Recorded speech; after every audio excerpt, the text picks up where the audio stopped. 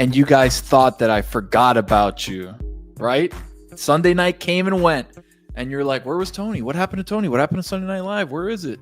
It's here on Monday. Monday Night Live, presented by Smirnoff, the world's #1 vodka. Please enjoy responsibly.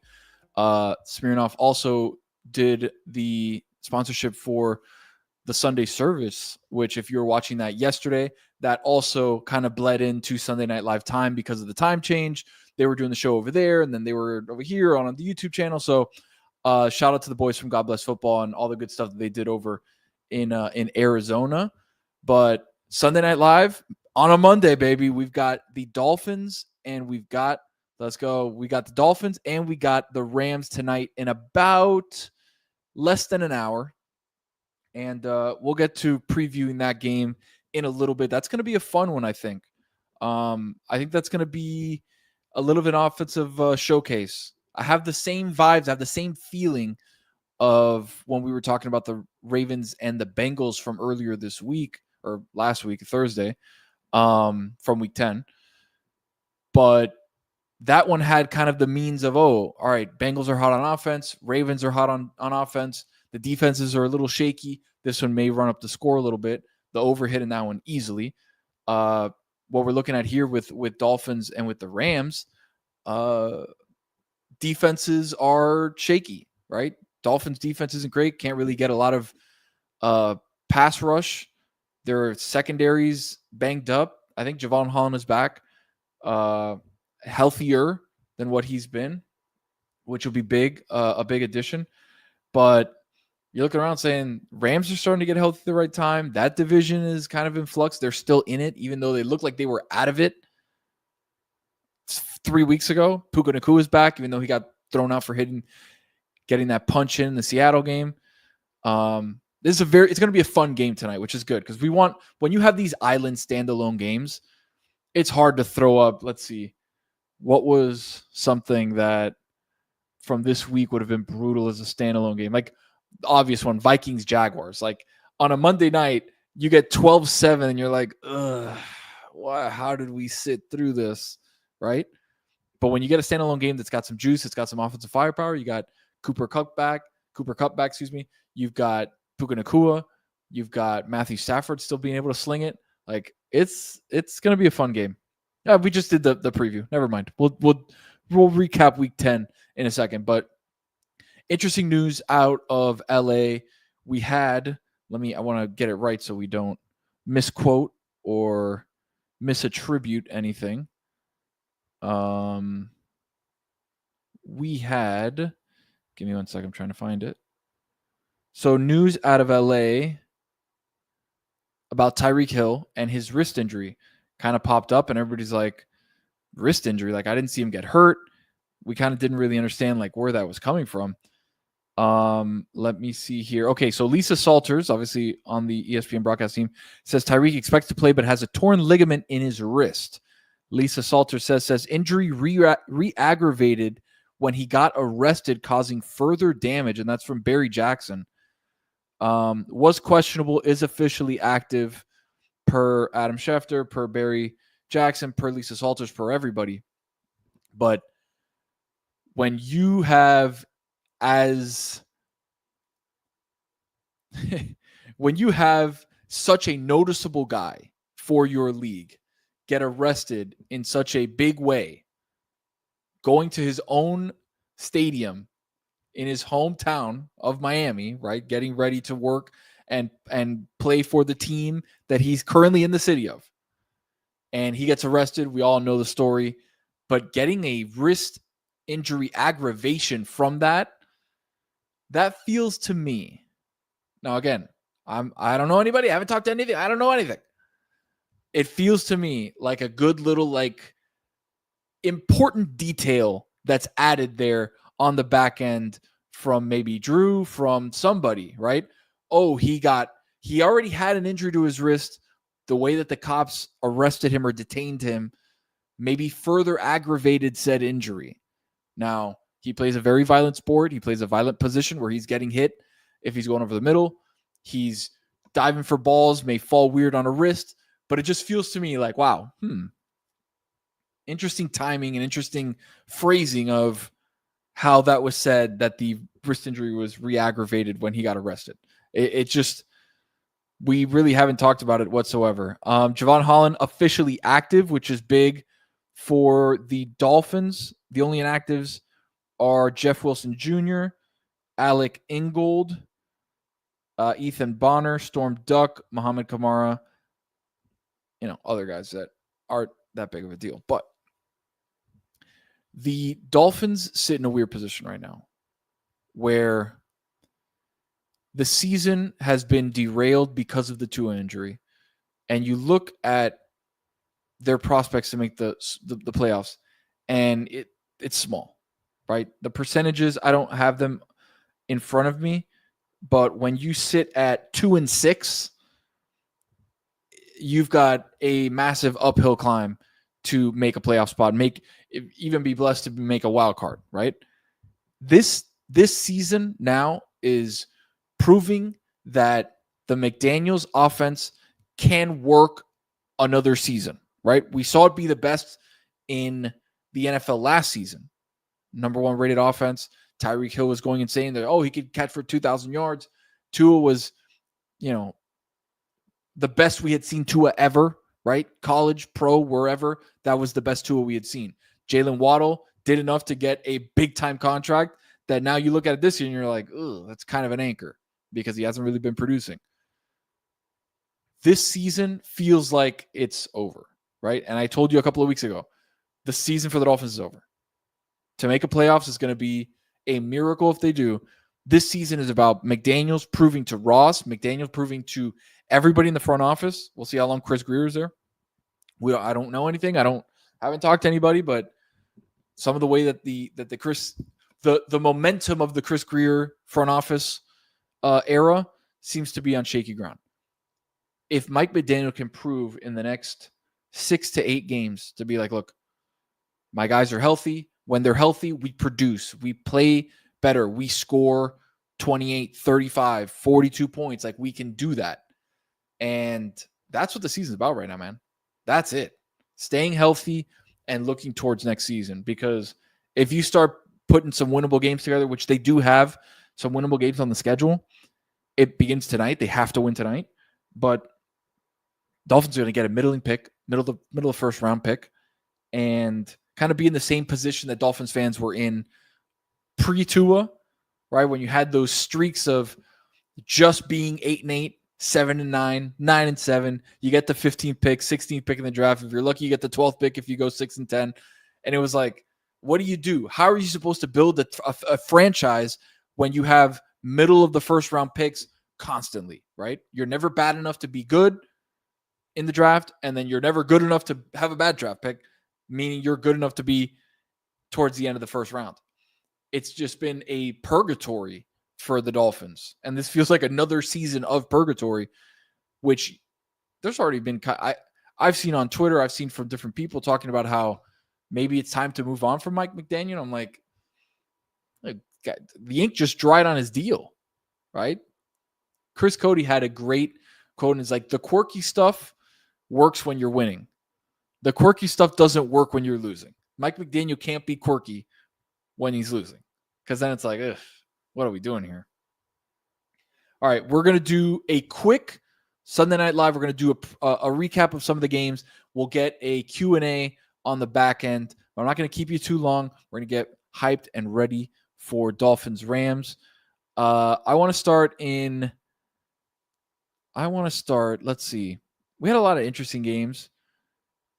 Interesting in the fact that they were close, right? Not a ton of blowouts. Really, the only 2 blowouts were the Eagles-Cowboys game and the Cardinals-Jets game. Every other game was pretty close. Patriots-Bears, you can kind of call a blowout, but that was just because the Bears are absolutely terrible. I saw somebody. All right, let's see. I got a couple of these. Let's see. I got a couple. Let's see. What was it? Here it is. Okay, Steven Jr. on Twitter says, thoughts on the Chargers, Harbaugh, and Herbert. Dude, they have a legit defense. Legit defense. All 3 levels playing very well. Their run defense is tops of the league. And it's funny, you thought that the Harbaugh experiment was going to take a couple of seasons because of the exodus of talent that the Chargers seemingly had. Mike Williams gone, Keenan Allen gone, Austin Eckler gone. That was their big three. There was a lot of offense to be had with Justin Herbert having those weapons. And then you look at who they have now. J.K. Dobbins couldn't stay healthy, couldn't stay on the field in Baltimore. Quentin Johnston, who is a nice player, but I don't think he's going to be a world beater in that offense. Ladd McConkey, good, but again, going to take a couple years to really start seeing the ceiling of what he can be. You have got guys that stayed over, Josh Palmer, but it wasn't really like an offense. You were like, this is it. Harbaugh's ready. He's got a monster offense. He's just going to go and start winning games. But they've done it on the defensive side where they're winning ball games. Titans, yes, for as bad as the Titans, Chargers beat the Titans 27-17.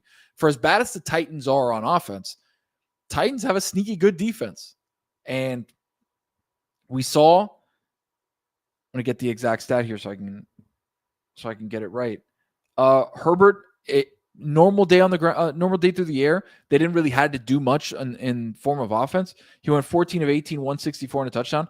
They've been limiting the requests of Justin Herbert. And there was a lot of times in the past where he would have to throw 30, 40, 50 times in a game to keep them in it. And I probably should have looked at this prior too. He's thrown, hold on, give me 1 second. He has thrown 45 passes in all of November. Right? He's throwing 45 in a game. He's throwing 45 in November. And we're a couple weeks in already. So I really like the Chargers. I think that they're an interesting team to keep an eye on because of the fact that the Chiefs are so good in that division. Broncos just gave them a hell of a fight, which we'll get to in a little bit. Broncos gave them a hell of a fight. Broncos defense is legit. Chargers defense is legit. Chiefs defense we know is good.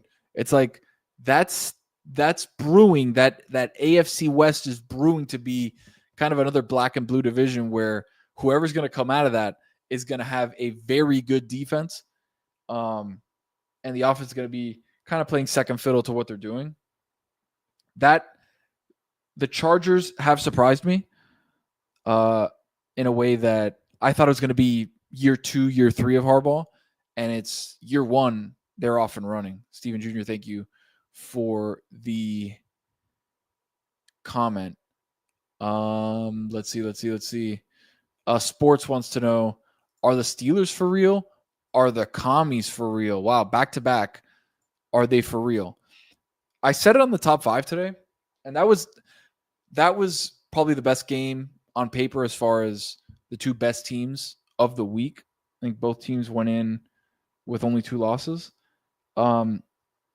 Since we all thought why Justin Fields was doing enough for the Steelers to get by, right? And we were like, the last time we saw Russell Wilson, he was not that good. Check down king, and then he would throw the moon ball once in a blue moon. I think they ended up getting a Hail Mary last year on one of those moon balls to somebody, if I remember correctly. But he was not a good quarterback. Now you put him into this offense with Arthur Smith. There's a lot of balance. There's a lot of play action. And I'm not surprised by George Pickens because I think he's a very good player.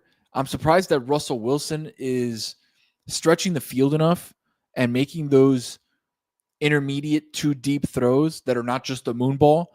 Those intermediate to deep throws that he's starting to hit George Pickens on, allowing him to get yak, allowing him to get out into the open field. And it's like, oh, wow. Russ can still cook a little bit. You add TJ Watt, you add that defense, and the Steelers, I said it today on the top 5. We're going to find out in the next couple of weeks if the Steelers are possibly the best team in football or if they're the 3rd best team in their division. Because next game, Sunday, 1 o'clock in Pittsburgh, you play the Ravens. Week after that, you play the Browns. Week after that, you play the Bengals. Week after that, you play the Browns. Week after that, you play the Eagles. Week after that, you play the Ravens. Week after that, you play the Chiefs. Week after that, you play the Bengals. So you've got a loaded schedule. If you're the Steelers, you're sitting at 7-2. You're saying, thank God we got the 7 wins, because the next 6 weeks, 7 weeks, you're playing some monster teams outside of the Browns 2 out of the next 3. But you're playing Joe Burrow, you're playing Lamar twice, you're playing Jalen Hurts, you're playing Patrick Mahomes.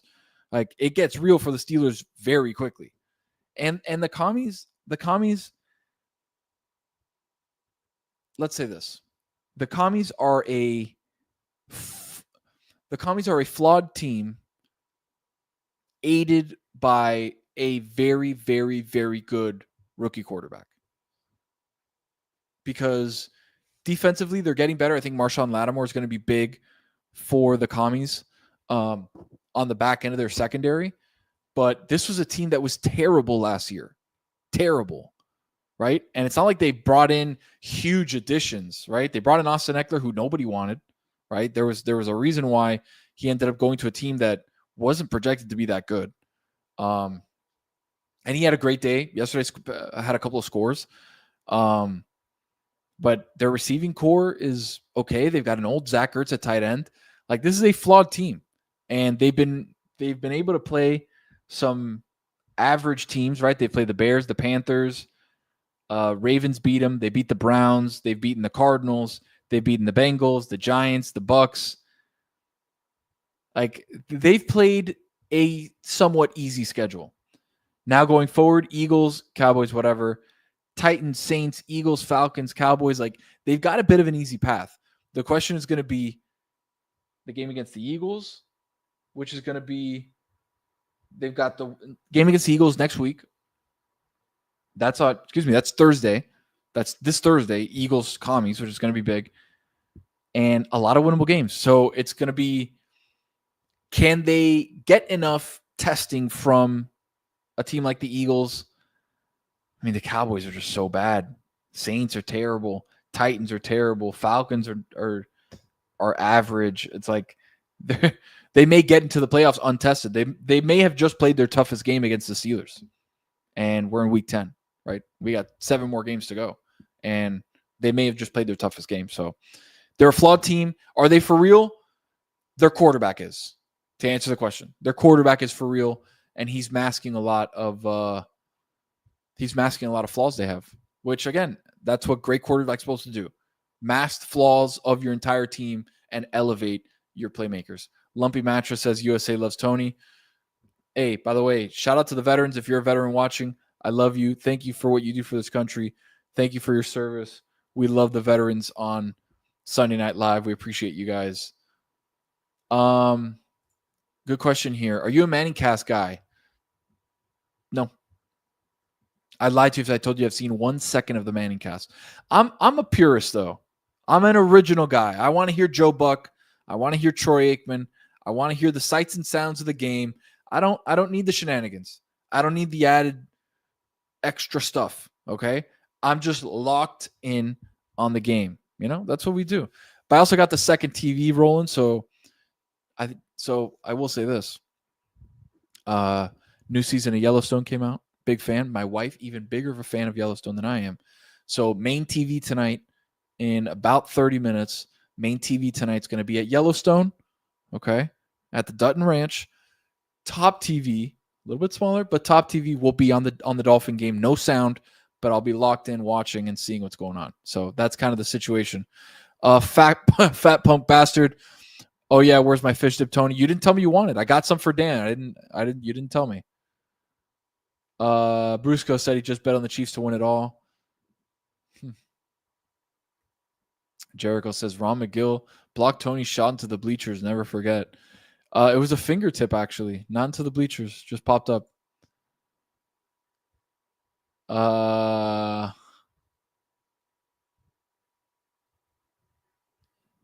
Yes, I know Yellowstone came out last night, but there's a reason why I wasn't doing the show last night, right? As you can tell, underneath it says Sunday Night Live.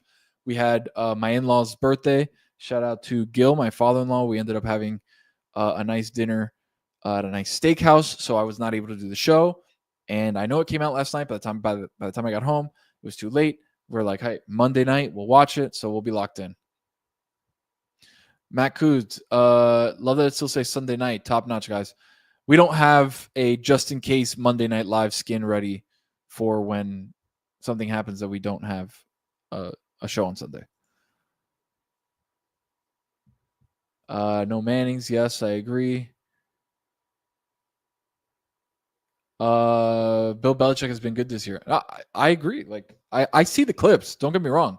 I just don't watch the actual show, but I see the clips. Bill's been good. Like I've liked the heel turn or the baby face turn, you would say, from Belichick. That's good. I've admired him for a long time, being able to talk ravingly about things that are not football, because he actually likes things that are not football, and he's more conversational when things are not football. So getting him to come out of his shell and do that for a living now is good to see. All right, let's see a couple more questions here. White Raven Media. Tony, what are you expecting of Tua tonight? I'm expecting a good game. Like, I'm expecting Tua to go out and throw. Guys, last week, Tua, I think, had only incompleted like 4 passes. Let's see. Tua last week, 25 of 28, 231 and 2 scores. Like, Tua's going to be efficient. He's going to get easy throws to guys that are going to be open. That's the McDaniel scheme. Like, that's what they do. Devon Chan, Mostert, you're going to get tosses out of the backfield to both of those guys that can break runs. Tua's going to be fine. Tua's going to be fine. The question is, they dug themselves in such a hole because of his injury that it's going to be hard on going forward now to make up that ground. So I'm expecting Tua to throw for, I would say, let's say 24 of 32, 270 and a pair of scores. Like, I think Tua is going to be fine tonight. A lot of Yellowstone came out last night. Yes, I know. Happy wife, happy life. Attaboy.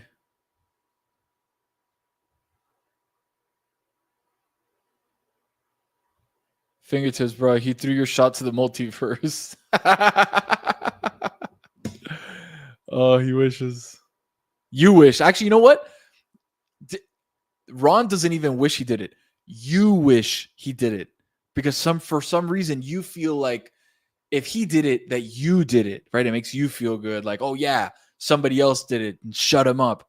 No, it's okay.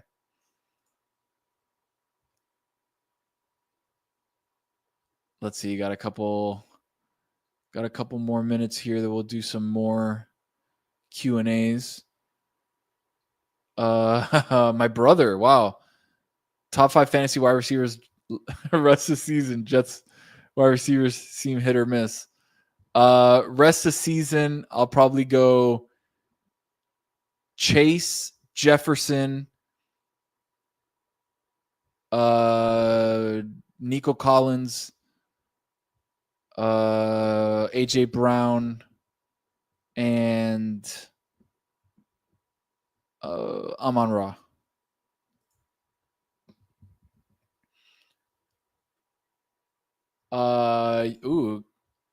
Good one here. Jalen Hurts and them boys showing you something.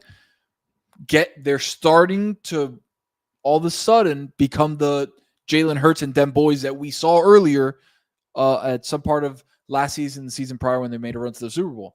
Like, Hurts looks healthier. I'm not 100% sure he is healthier, but they've been feasting a little bit on some bad teams. I want to see their last couple of games, who they've played. Let's see here. Jags, they beat the Bengals, they beat the Giants, the Browns, the Bucks, the Saints, the Falcons they lost to. It's been a bit of an easy road for the Eagles. Gets a little tougher now. They got Commies, Rams, Ravens back to back. Play the Panthers, play the Steelers, Commies again, Cowboys, Giants. So Eagles Eagles starting to find it a little bit.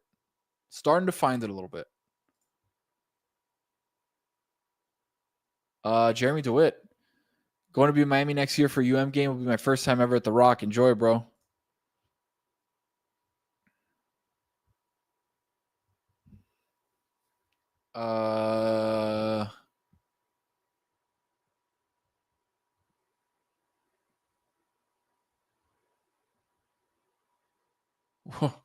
This is a long story. Andrew Daniel says, "What's your pyramid Wi-Fi theory?" That's a long story. Point being, the pyramids, more than just a tomb? Question mark. That's kind of it in a nutshell.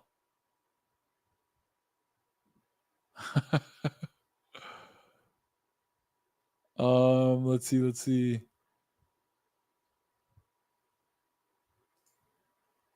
What animal is Ron on the court? Ron's like a giraffe on the court. Oh, Juan Dominguez said it. Oh, there you go. King Me 173 says Deion Sanders to the Cowboys next season. Your thoughts? Look, man, you can talk me into Deion anywhere. That would be electric. Even though I think he's probably follow Shador, no? Steven Jr. says, I see you rocking the Raiders tee every now and then. Raiders fan or just a random tee? Random tee, I love the old school Raider logo. Big fan of that. So I found it at a nice little shop. And I was like, you know what? I'm going to buy it. Let's see. Prime to Dallas would be Pete Cowboys file. It would be huge. All right. Ben says, who's your likely Super Bowl matchup and unlikely Super Bowl matchup? I actually really like this question. Likely I'm gonna say Lions from the NFC, and I'm gonna say Chiefs from the AFC. I know. That's just likely what it's gonna be. Unlikely. What I would like, I think Packers getting in from the NFC would be fun. I think Ravens getting in from the AFC would be fun. Packers-Ravens Super Bowl would be really good. I'm not complaining about a Lions-Chiefs Super Bowl because that's a really fun game. The Lions have been amazing this year and continue to get better.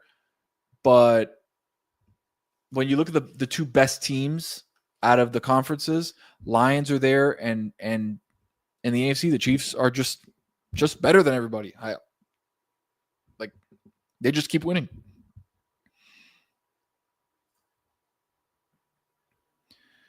All right, we got 2 minutes here. 2 minutes. We're going to try to go rapid fire. The NFL is wanting the Chiefs to win the Super Bowl again.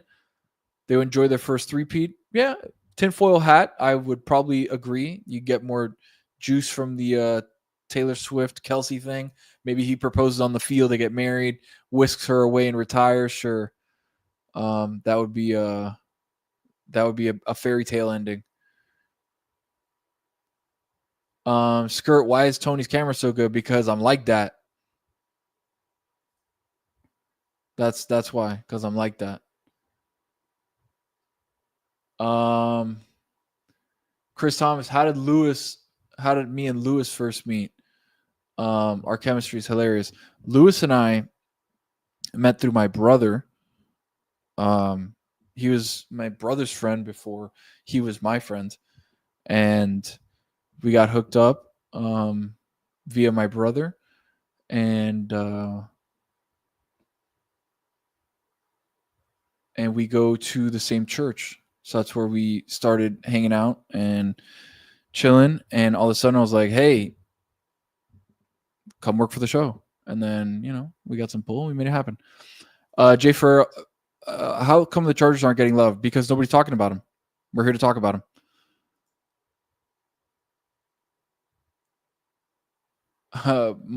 Joey Logano, one of the greatest NASCAR drivers of all time, 3-time champion. I know less about NASCAR than I do about soccer, and I know nothing about soccer. Okay, Willie P. Good question here to kind of wrap us up for Sunday * Monday Night Live. Which player do you expect to get hot in the second half of the season? I know it didn't look like it yesterday. But I think with the return of Nico Collins, CJ Stroud is going to start finding himself back again, and they're going to get hot. Texans are going to get hot towards the end of the year. I think he's going to be playing very well once Nico gets back, once that offense opens up a little bit. So I'd say CJ Stroud, watch for a nice little hot streak from the Texans. Let's see. Joe Flacco elite, absolutely. No question about it. All right, family. On prediction time here as we wrap up Sunday Night Live, * Monday Night Live, presented by Smirnoff, the world's #1 vodka. Please drink responsibly. I want to see actually what the line is really quick, because I think the last time I saw it, it was at. Okay, so the Rams -2. Rams -2 tonight. I'm going to take the points with the Dolphins. I'm going to take the Dolphins +2. Take the Dolphins +2. I think the Rams. I think the Rams win, but the Dolphins cover. Okay, Rams win, Dolphins cover. 28-27. 28-27. Rams win, Dolphins cover. Tonight. It's going to be very, very, very exciting. Wow. Willie P not knowing how to play the game. Joe Flacco, not elite. He is. That's the joke. It's a joke. He is elite. Anytime touchdown. Ben, let's lock in a Tyreek Hill anytime touchdown. Tyreek Hill. Anytime. The thinnest of margins. Attaboy, LTS Smash 06. We'll be back Sunday night coming up of this week, week 11, for Sunday Night Live. We have a full weekend. Okay, ladies and gentlemen, we got a full weekend. Saturday, everybody here moving over, MMA hangout. We got John Jones versus Stipe Miocic, the heavyweight championship of the world, UFC 309 in Madison Square Garden. Going to be electric. We're going to be at Casa Tiki in Little Havana. Everybody come out. If you're in South Florida, head out to Casa Tiki. If you're national and not in South Florida, you know where to find us right here. YouTube, Twitch, Twitter, everywhere at LeBatard Show. Thank you for hanging out. We got the game in about 10 minutes. So we love you guys. Thank you for hanging out with me on Sunday Night Live, presented by Smirnoff. We'll see you guys later. Peace.